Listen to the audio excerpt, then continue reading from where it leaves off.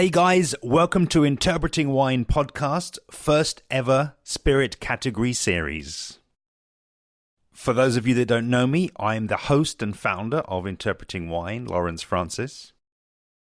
And in July and August 2019, I sat down with 3 of the world's most respected rum experts, and we'll be bringing you their interviews as part of this series. These episodes will feature in order of release.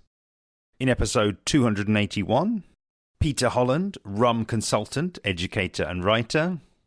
In episode 282, Sly Augustin, owner at Tiki Bar Institution, Trailer Happiness. And in episode 283, Dawn Davies MW, head buyer at the Whiskey Exchange. If you haven't already, please subscribe to the podcast so that you'll get a notification when new episodes are released. And without further ado, here's today's episode of the Rum series.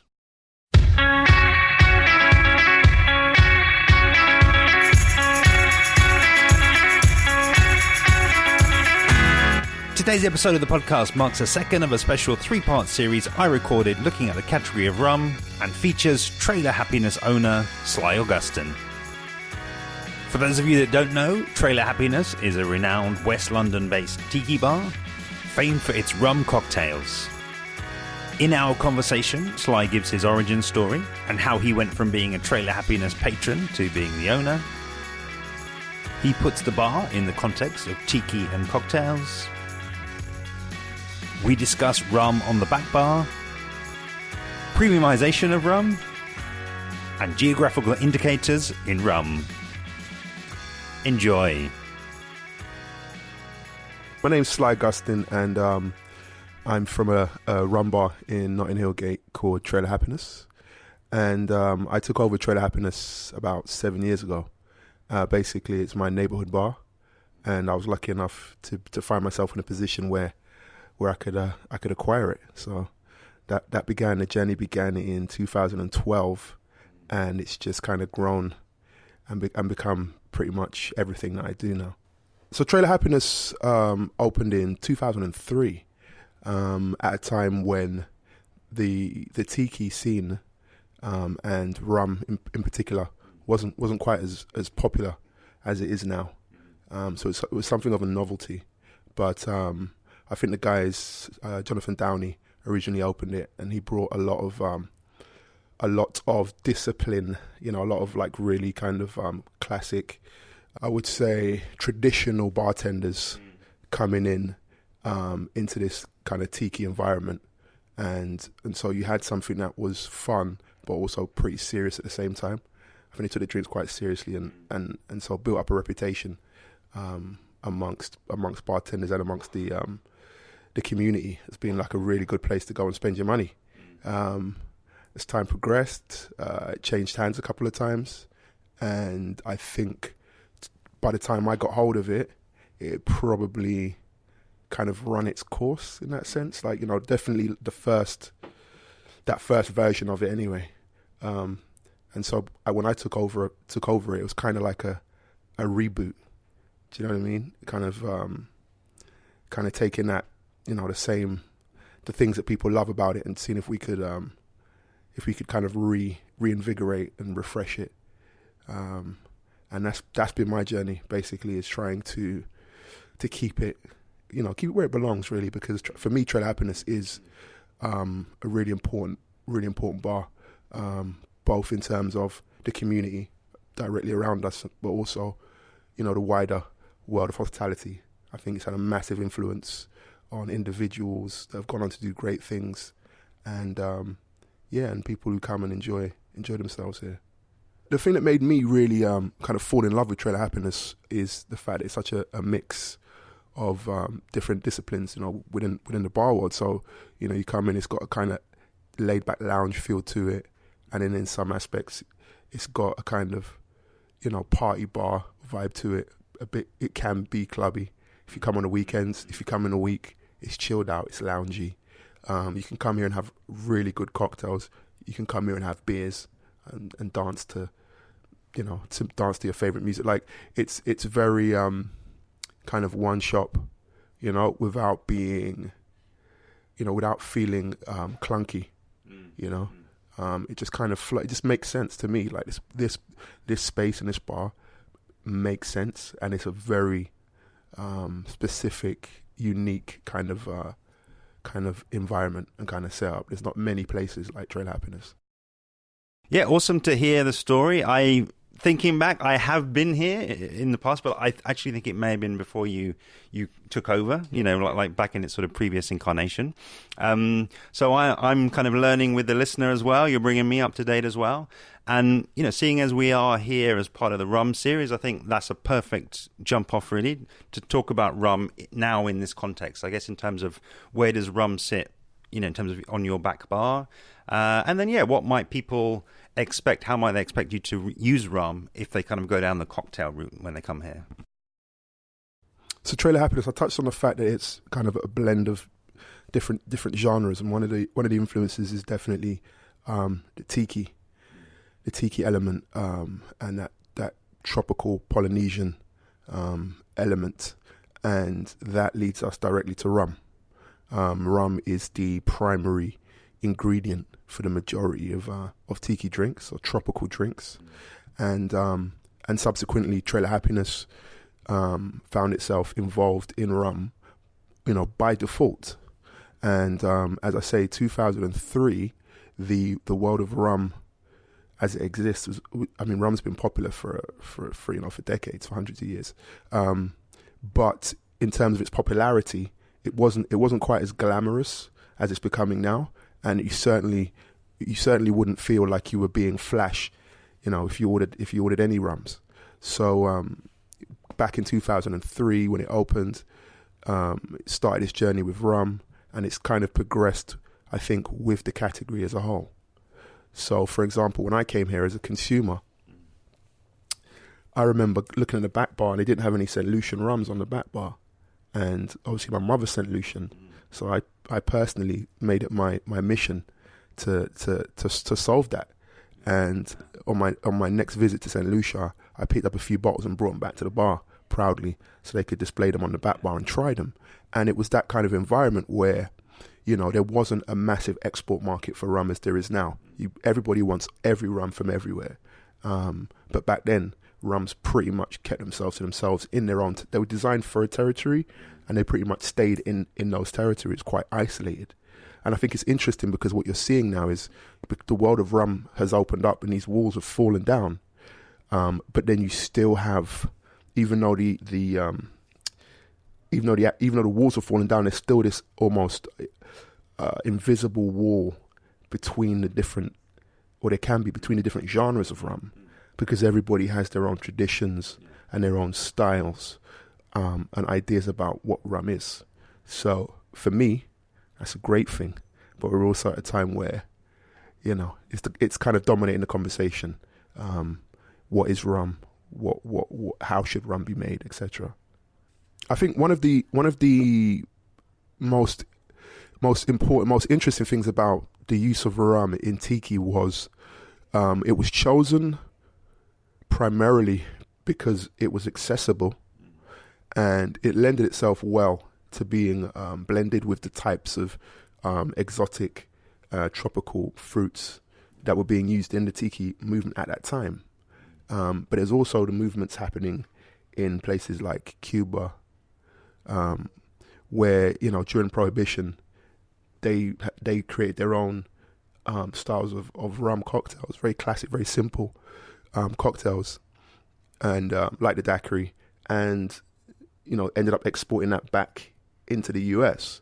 So I think one of the things that separates rum's journey possibly from some other spirits is the fact that the best quality rum in its early days was just rum. So there wasn't really a tiered structure as such.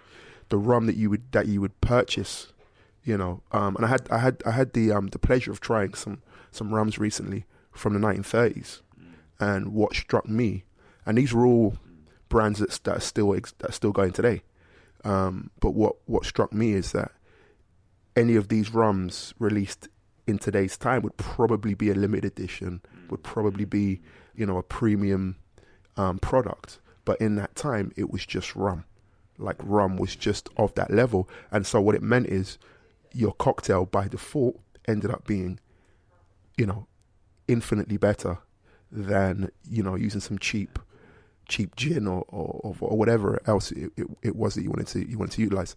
So I think that was a massive part of it. I think the escapism, kind of the exotic nature of rum, but then at the same time, rum has always kind of lived quite closely with the colonies, and it's you know what I mean. It's involved in every aspect, from politics to the Royal Navy, and it's just kind of interweaved into everyday life. Yeah, again, it's super interesting to me to know that they were using those sort of super premium, and as you say, you were able to taste things from so far back. It's almost like a sort of a museum piece, isn't it? You can look back, you can make the connections to what's happening now in the industry. And actually, I think, following on from that, I'm really curious to know then, what do you think, here or more widely in kind of rum cocktails, tiki culture, whatever we want to call it, what do you think bartenders are looking for now in terms of a rum that they're using in their cocktail? Do you think that still holds, that same kind of use the most premium that you can, or do you think they're actually looking for something quite different when they choose a rum to sit on their back bar? Well, I mean, it's really interesting because obviously, Trailer Happiness is a specialist rum bar. So we will always aim to use, a decent standard, a good quality of rum, and we'll always encourage our customers to buy the best rum that they can buy. But we do understand that we are a very small percentage of the beverage industry, in general. There are masses and masses of pubs and bars across the UK and across the world that sell rum and may have a different approach to it. I will say that a lot of brands now are doing really good work in traveling around and educating bartenders and allowing bartenders to experiment with their products and express themselves and kind of find out for themselves the benefits of using better rums. So I think that for the career bartender, I think that it's something that they very much want to know. They want to know, what are the best ingredients, what are the most authentic. So if you're making a cocktail, the cocktail recipe, came from the 20s or came from the whatever, you want to use ingredients that resemble that as close as possible. You want to feel like you're making something that's true to its origins. So I think in that regard, I think rum and understanding the honesty of the rum that you're pouring is important. On the other side, it's also, if you're a bartender, you're probably working in a bar that needs to make money. So, you know what I mean? There's going to be the side of it that exists for you on a personal level, and then in an ideal scenario, you'll be able to transition that into what you're serving the customers. So it's not always going to be about premium, but it should at least be about good, decent rum. Yeah. I think something that you spoke about earlier is super interesting to me, kind of, again, making the connections between the 30s, where kind of everything was premium almost, and then through to, the intervening years where, whatever other sort of forces kind of were at play. And maybe we're coming into a time now where there's kind of increasing premiumization, more exclusivity, this kind of single cask or single barrel or, whatever it is that people are using to kind of distinguish themselves as being kind of the best or, something kind of quite aspirational. And I wonder if you just kind of, talk a bit to that really, what are the sorts of, I guess, bottlings or countries or producers, what's kind of getting you excited about that potentially, renaissance of top quality rum? Well, I think that, we are in, it's a really exciting time for me personally. I think that's a really exciting time for rum. It's also a pretty confusing time if you're not very familiar with the rum category. If you walked into it and someone had, you had to taste premium, we had to tell somebody what premium was, it might be a bit of a struggle because we have different players at work. So you have people who are generally making premium products. You know, you have people who are taking the time, the kind of the obvious candidates for that are, Foursquare, Worthy Park, Hampden, you know what I mean? People like this, smaller, kind of more, for want of a better word, artisanal products, English Harbour. There are a lot of smaller distilleries around the globe who are making rum in a way that isn't necessarily the most economically beneficial, at least not in the short term. The methods that they use to make rum are not the most efficient, but they produce the best product. And so their product is genuinely premium, and it needs to be sold at a premium because of the amount of money that they're not making by making rum in that way, right? And that's premium rum. But then what you also have is the world we live in today is everything's premium, everything's small batch, triple distilled, handcrafted, blah, blah, blah. Like everything is going to use those words. It's capitalism. So you cannot tell somebody who's coming out with a rum, not to use those things, even though they know that if they use it, they're going to make X amount more money. So, it's a minefield. And again, if you don't know what you're looking for, you can end up with a product that is inferior, So that's a really kind of the difficulty. So you got these beautiful rums coming out from everywhere, but then you've also got a lot of products that are kind of riding the coattails, kind of like going with the crowd and kind of aligning yourself with these brands. Now, again, this, I live in my own little bubble to an extent. I'm a bar owner, which means that I don't get to totally live a life of fantasy where I just drink and sell my favorite rums. We sell rums, we sell vodkas, we sell gins. Some customers come into this bar and they may never touch a sip of rum, and that's okay. We still serve them and we still want to have a great time. So, my personal experience is broader than just premium rums, right? So I understand that when I step back, as important as it is to me, the question is, how important is it to the general population? And then how do we, if it isn't, how do we then educate them in a way that doesn't alienate them or make them feel like they're idiots? That's really my key mission, because I want people to love rum. I want people to be excited about rum. I don't want them to be confused, and I don't want them to feel a level of distrust because they spent £90 on a beautiful bottle and then somebody told them that it was shit. You know what I mean? So that's kind of where I am at the moment with it, with the premiumization. I totally, get and can relate to a lot of those points that you just made there. I mean, I'm thinking back to, I guess, more, the world that I sort of move more in, the wine world. And I think there's the exact same things happening over there, because at the end of the day, you've got the premium end of the wine world. You've got the things that are kind of, literally single barrel. There's just that one barrel, and, there's the whole thing in the wine world of things being like, tied to the geography. The guy can't really do the aging or do too much. It's all takes place there in the back streets of France or in Spain or wherever it is. But that being said, that there's still there's a lot that people will put onto labels and will borrow and try to sort of sell some of that romance kind of to the masses. And it's like there's a lot of questions, I think, that you ask yourself as a consumer, and I like the point made there, just about, I think you've got to be genuine, but then also you've got to just be aware that you don't buy something that you maybe regret later, or you feel like you paid over the odds, or you feel like you've been sort of ripped off. And I think it's just, it's worth, I think that's one of the good things about the internet and even social media. You can get into groups, you can find out from people that kind of know their stuff, ask questions. And my impression is that the rum community is quite friendly, welcomes people in, and that there's people there with a lot of knowledge that are prepared to share it. And like I say, nowadays through your phone, through Facebook, through Instagram, through, whatever you use, it's probably easier than ever now to reach those people and to, maybe you get a second opinion if they're going to go and, drop that sort of £90, £100 on that bottle.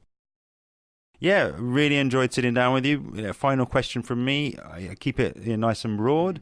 I just sort of say, yeah, like looking forward now, from as we are here, sat in Trailer Happiness, what are the things, I guess, be that in the coming months or coming years, what are the things that you're kind of most looking forward to?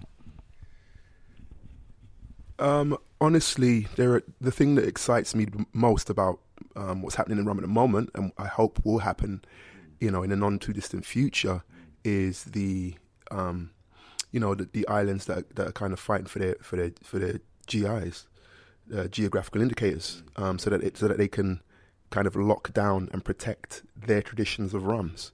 Because I think the thing that makes my life the most difficult is having to constantly explain to the consumer what this is and why this is and et cetera. And I think that everybody, I'm hoping that people will just start to own their traditions. So if you want to make a rum in a particular way, that's fine, right? But you shouldn't confuse yourself with something that you're not. You know what I mean? McDonald's has no problem not being Nobu, and every now and again, I love a quarter pounder with cheese. It's great. You know what I mean? So I think, going back to what you're saying about wine, if I buy a bottle of champagne, it's going to say on the label quite clearly, is it a brut? Is it a demi-sec? It's going to be clearly, and not because they consider one inferior to the other, but because they understand consumer needs to know whether the stuff they're buying is sweet, dry. You know what I mean? So for me, what I'm looking forward to is more transparency and more honesty, clearer labeling, and just everybody kind of moving together in the same direction. Because there's a lot of good rum out there. But as soon as we can kind of get through the classification and lock that stuff down, the sooner we can get back to spreading the good word. Thank you once again, Sly, for your time. I think your take on rum cocktails fits perfectly here in this series. If you haven't already, I can highly recommend getting down to check out Trailer Happiness, a true London bar institution. I've left details of the Trailer Happiness website and main social media handles below, so do give them a visit. And of course, I'd love to have you following along with me on social media, where I'm at Interpreting Wine on Instagram and Facebook, at Wine Podcast on Twitter, and email hello@interpretingwine.com. As all good things must come to an end, next episode 283 marks the end of this special 3-part rum series, which features Dawn Davies MW, head buyer at the Whiskey Exchange. See you then.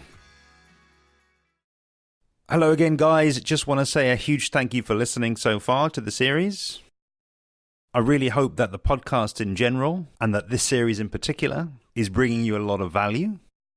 And while we're on the subject, if you know a rum or spirits fanatic, it would mean the world to me if you would share this series with them, either by sharing the link where they can listen to this episode, or by tagging them in my rum series post on Interpreting Wine on Instagram.